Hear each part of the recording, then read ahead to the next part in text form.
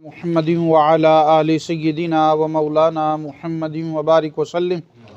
یا رب العالمین، تیرے کرم سے، تیرے فضل سے، تیری دی ہوئی توفیق سے محفل کو سجایا، تلاوت لا ریب ہوئی، بارگاہ رسالت میں محبتوں کے، عقیدتوں کے، چاہتوں کے پھول نشاور کیے گئے، نبی رحمت صلی اللہ علیہ وسلم کے فرمانات کو پڑھا گیا، سنا گیا، سب کا ثواب جانے کریم رؤوف الرحیم صلی اللہ علیہ وسلم کی بارگاہ میں بطور تحفہ پیش کرتے ہیں، قبول فرما۔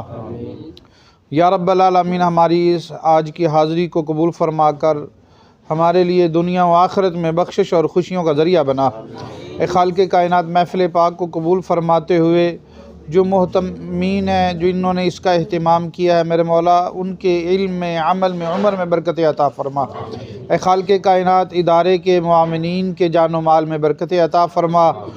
قبلہ عاطف رحمان صاحب، ڈاکٹر بلال صاحب، دیگر احباب جو بھی جس سطح پہ بھی ہمارے اس ادارے جامعہ کنز الایمان کے ساتھ تعاون کر رہے ہیں، اے اللہ سب کے تعاون کو قبول فرما۔